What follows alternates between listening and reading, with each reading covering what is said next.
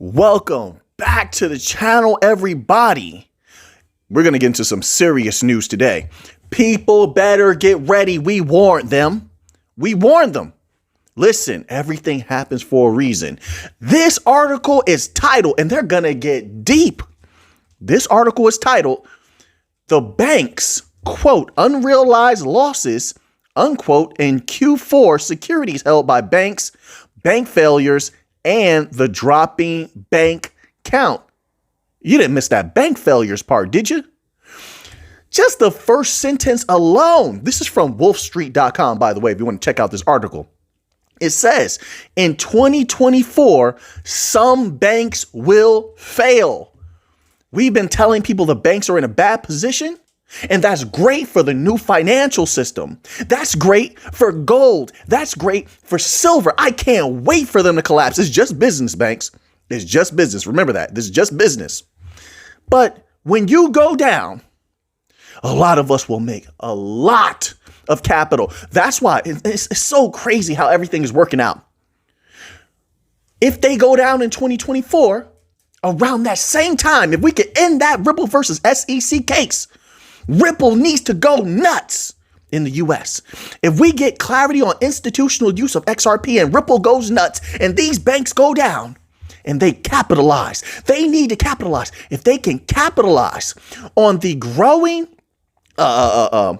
negative outlook on the banks from the people, we could pull a lot of those people in to the new financial system, into XRP based new financial system, XLM based new financial system. Think about that for a minute. The setup is there, period. These are facts. We've been covering the data for a long time. Commercial real estate is crushing the banks. Unrealized losses are crushing the banks. And just overall, loose policy for the longest time. They don't know anything else but loose policy. I told you that, didn't I? Loose policy, loose minds, not being sharp, not doing what they're supposed to do. Treating their customers like, that's me stomping, like pieces of trash, has come back to haunt them. And it is a brilliant time if the new financial system can capitalize. But this article says this, and you don't have to agree with me. I'm not here to force you to agree with me. It's just my humble opinion based on the data. It says this, in 2024, some banks will fail. In 2023, 5 banks failed. We covered that extensively. And oh, it was a beautiful time. Gold is still holding on to some of those gains. And the central banks are so afraid because they know the dire situation that the legacy financial system is in. They know it. Didn't I show you the articles the other day on the decrepit, collapsing U.S. financial system and how they're worried about commercial real estate and everything else? Didn't I show you also the articles the other day on the European problems with their banks? Now they're worried.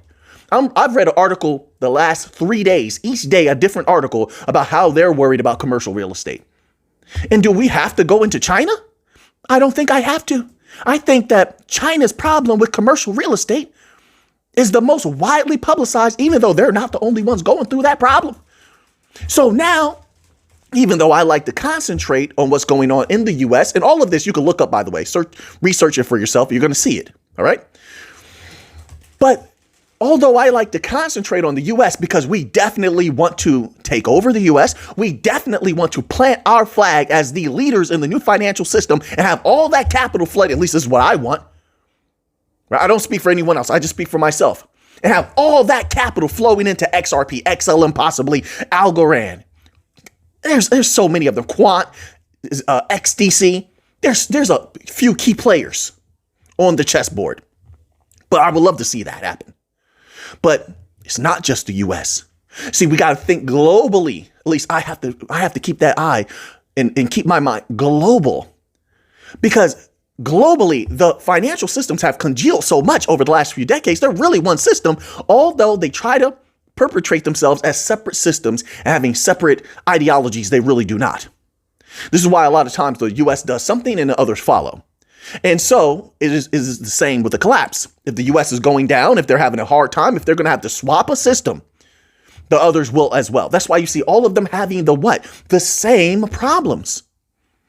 So the new financial system deployment will have to be global, which then makes me recall all of the different times that the BIS, the only central bank I actually respect, because they've been pretty balanced and they actually understand what they're doing. They understand the technology, and they've done a heck of a lot of research. They put out a lot of papers showing their understanding. But this is why the BIS has been calling for what? Global across the board clarity for crypto, blockchain systems.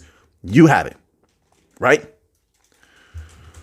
That's why they need everything. The entirety of the system will have to be wiped, not wiped, but like cleaned, wiped, replaced all at once, because it doesn't make sense to replace one and not the other. One collapses, it's a domino effect because they cannot escape the monolith that they have become. You get what I'm saying?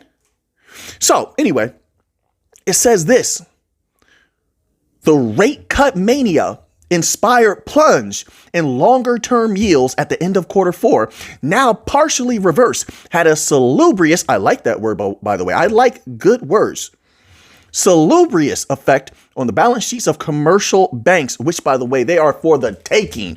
Commercial banks and their deposit flight. That's another thing I didn't mention. The massive deposit flight. They've been doing so terrible, just so horribly. They are for the taking. They need our help. They want our help. That's why they've been reaching out. Just get past this case, and then we're going to see what these bank coin companies are really made of. But it says, according to the FDIC's quarterly bank data released on Thursday, in Q4 2023, quote, unrealized losses on securities fell by $206 billion, or by 30% from the prior quarter, which is not saying much because it was already terrible. So if you're coming from this bad level to just from a worse level to a bad level, is it really that good? You see, you got to put everything into context. But it says to a cumulative loss of $478 billion. Keep in mind, this is just one aspect of how they're doing terrible. It says, or 8.8% of the $5.43 trillion in securities held by those banks. Keep in mind, I don't know if I covered this article in yesterday's video, but I meant to.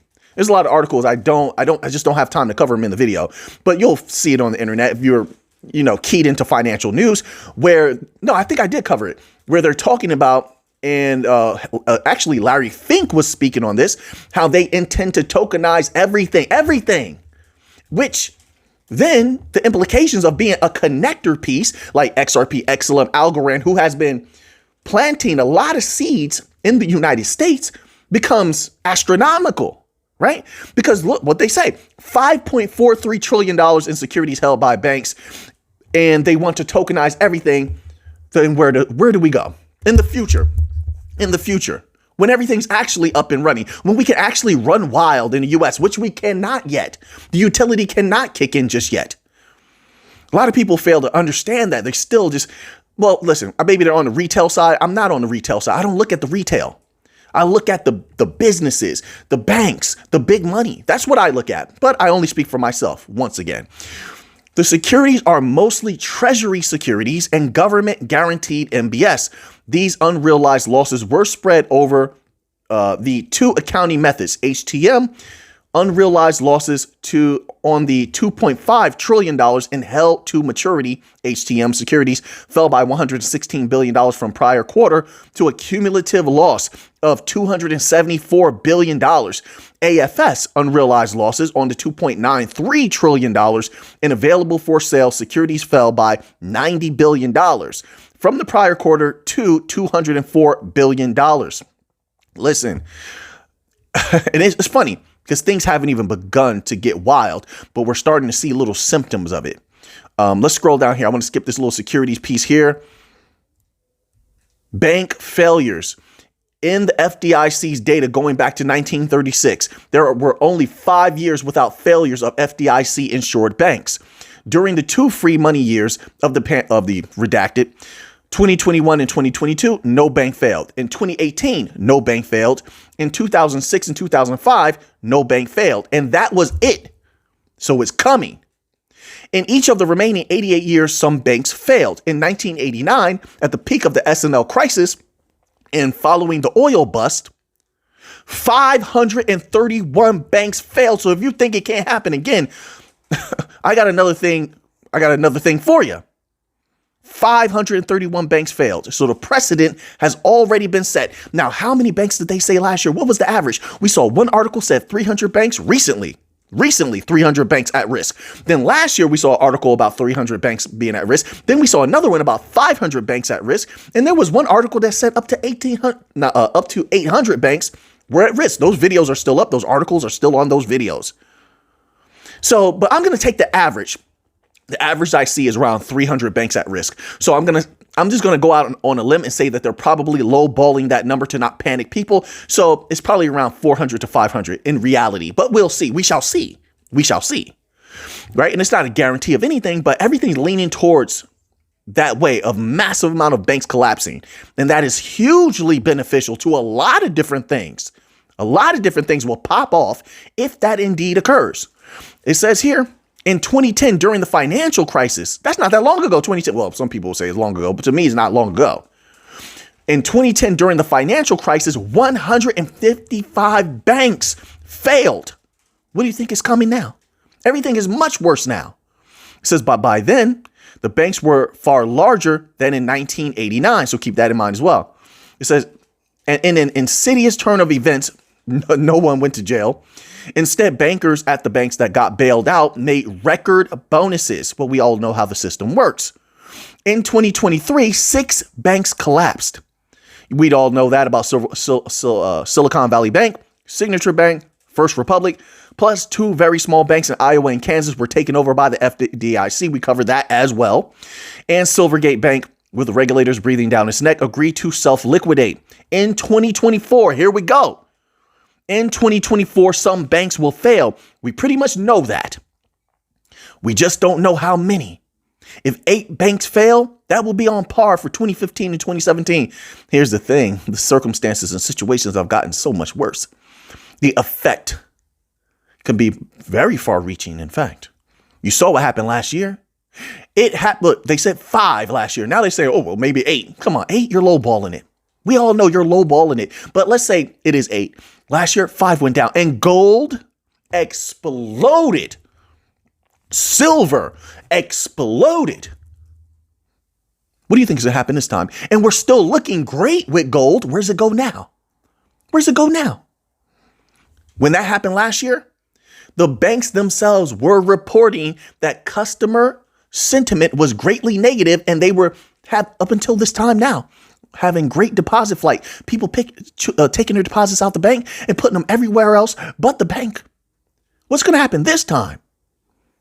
And people don't want to play with their money. You have the whole bail-in aspect. Nobody wants to be bailed in. Nobody wants their money taken from them. People know that now. That's the people are more educated now. What will the reaction be this time? It says commercial banks continue to vanish. In 2023, mergers took out 100 banks. Bank failures and self-liquidation took out 6 banks, but 6 new banks were started. At the end of 2023, the bank count was down to 4,026 commercial banks from over 14,000 in the 1980s. So I'm going to leave that there, but that is a deep article. Let's move on here. We got more news, folks. That was one article. We have more news. So we have another mystery. These things are strange. What is going on here? We've read so many articles, and there was actually 2 over, 2 days last week. I didn't even cover this activity. But why are all these millions of XRP getting moved around? It's happening again. You tell me, what do you think is going on here? What do they know? This article is titled, it's from U.Today, Mysterious XRP Shift from Binance. This keeps happening. And it's all around the same. I said this in another video when we reported on activity like this for the second time, and that was last week. So this last week and a half to 2 weeks, they just keep moving around the same amount of millions of XRP. It's like 19 million. Tell me I'm wrong. Tell me I'm lying, because I'm not. You read the articles. And is reported by who? Like usually Santamin or someone reputable. 19 million, 19 million, 18 million, 19 million, 18 million. And here you have it. Mysterious XRP shift from Binance continues in 18 million XRP stashes. It's always around the same amount. Something is occurring that we just don't know what it is and why. I'm just asking questions. XRP, the sixth largest cryptocurrency by market capitalization, recently saw transfers from the Binance crypto exchange in various stashes in the amount of over 18 million XRP each. So this is from Whale Alert now. So here we go. Whale Alert, a crypto data tracker, records 4 such transactions in the last 24 hours. So these are not the ones we reported on earlier last week. This is in the last 24 hours. So in the last 24 hours, it says all of which involve the transfer of XRP from Binance to an unknown wallet. 18,766,000 XRP worth $11 million. I'm rounding up. If I rounded it up, it would be $12 million. It says, and another 18 million XRP worth 11 million. If I rounded that one, it would go down to a clean 11 million. All right. In another 2 transactions, another 18 million, and then another 18,400,000 XRP. What is going on? Something's happening. For every effect, there's a cause. For every cause, there's an effect. There's a reason these things are happening. And I'm telling you what, I believe it's super bullish. Obviously, it's super bullish. Someone needs XRP for some reason, and it's got to be positive. It says, it all began on Friday with the observation of substantial transfers of XRP from Binance, one of the world's largest cryptocurrency exchanges, to unknown wallets. All right, let's leave that there because I want to get onto a few more articles and not make this video too long. All right. I actually had a lot of articles today, but just that first article was so powerful. I wanted to get through that. So now a little bit of Bitcoin news. We got to stay on top of this Bitcoin. I believe Bitcoin can go higher. Of course, it's not without its dips and its corrections. That's going to happen. Profit taking is there. You know, they may shake a little bit of people out, but I believe it's going to pop again. But that's just my humble opinion, not financial advice. All right. So this article is titled Bitcoin Faces Issues at $70,000. Solana to hit new yearly high. Listen, I'm super bullish on Solana. You know that. I believe Solana is going higher. We'll see. Not a guarantee. I'm not a psychic. I'm not some all-powerful being either. I can't control Solana. But it says this. Bitcoin has recently faced significant resistance at $70,000 mark, which I said.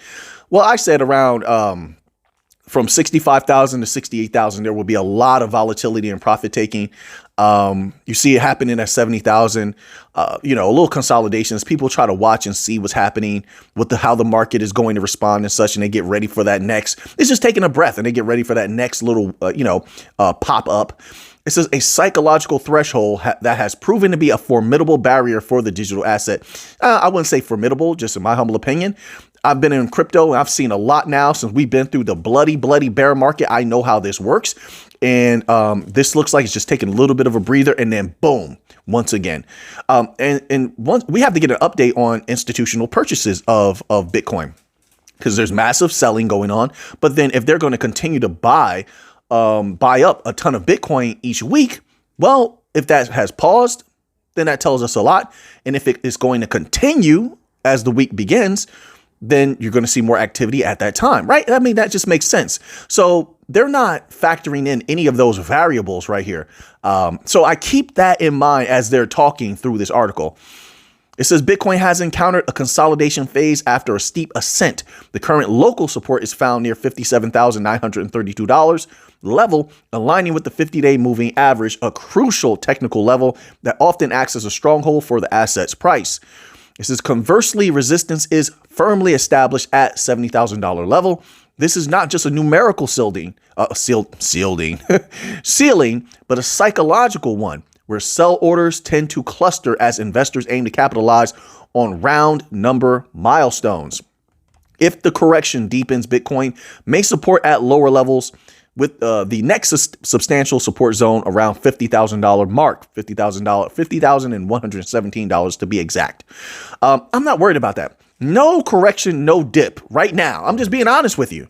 No correction, no dip makes me worried about Bitcoin at all, because you know how it can skyrocket. It means we've seen the dips, we've seen the correction, and then boom, it just goes through the roof, right? And that's how I feel right now. I don't feel like this is a new season of change happening for Bitcoin. Not at all. Just a little breather. Solana, a little bit of Solana news in this article as well. It says Solana rises as the crypto market continues its dynamic course. Solana emerges as a robust contender, gearing up to potentially set a new yearly high, with investors and traders eyeing Sol's chart for signs of its next big move. The digital asset does not disappoint, showcasing strong bullish signals in its recent price action. It says the local support is firmly established around $120 mark, a level that Sol has tested and bounced off recently. The next critical support lies near 110. But what's your prediction for it going up? It says on the resistance spectrum, Sol faces its immediate challenge near the $155 mark. A convincing break above this level could very well propel Solana to carve out new highs for the year. Listen, so many, big timers are bullish on Solana. Big money people are bullish on Solana. And it's not just because of the price. Of course, we're all money makers. We want to make money off these things. But Solana is also being used. They love the utility of it. So there's that support as well. So yeah, I think Solana is bullish, but that's just my humble opinion, not financial advice. All right, let's move on here. I'm not going to be able to get through all of this news here. All right, so let me get to this little bit of fun news. I got to insert a little bit of fun here. And I like to do that as well. I like to have a good time with the audience. So listen up, folks. This is for the old school people out there. I don't know if the younger people know about this, but I had a discussion with a younger individual in their 20s, right? In their 20s. And they were telling me about, how this cartoon Ben 10, which I am a little bit familiar with the Ben 10 cartoon. He's like a cyborg or something like that. And his technology, I believe, is maybe alien. And they were saying how that sets a certain standard for cyborg cartoons. It's like, even though, Justice League Cyborg, sure, Justice League Cyborg has been around for a long time. But here's the thing. I had to school, in my humble opinion, not school, because we pretty much just had our own opinions. It was just left at that, right? We're probably not going to come to a consensus on this or agreement on this. But let me tell you something. The cartoon that set the standard for cyborgs. Are you kidding me? Listen, that was none other, and I mean none other, than Silverhawks. Woo! Wings of silver, wings of silver, will of steel, Silverhawks. All right, so it wasn't the best way of singing it, but when you sing that song,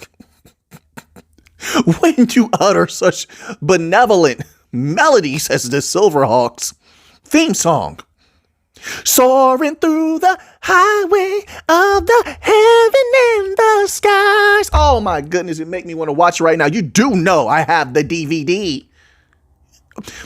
Silverhawks set the standard for cyber people, cybernetic organisms, half man, half robot. They set the standard. They were so cool, soaring through space on wings. Like, that sounds crazy, but like, hey, listen, in the 80s and 90s, things got wild. We took a risk on cartoons. But they were so wildly popular, and it was a reason for it. They were just awesome. Even the bad guy, Monstar, was awesome. So if you're going to talk about who made half people, half robots popular, you can't not mention Silverhawks and put respect on Silverhawks' name. All due respect to Ben 10 and all that jazz. But no, maybe for its era, sure. Okay, I can concede to that if that's true. But Silverhawks laid the groundwork. Cyborg, Cyborg wasn't super popular from what I saw. And I was heavy into comic books. Cyborg wasn't super popular until Justice League came out. Justice League and Justice League Unlimited. I watched every single episode. I know. So I just want to put that out there. Put some respect on the Silverhawks name. They even look cool. You had the cowboy with the guitar. You had the leader looking crazy as he poses with a falcon. They had a falcon. They had a cybernetic falcon that was about his business.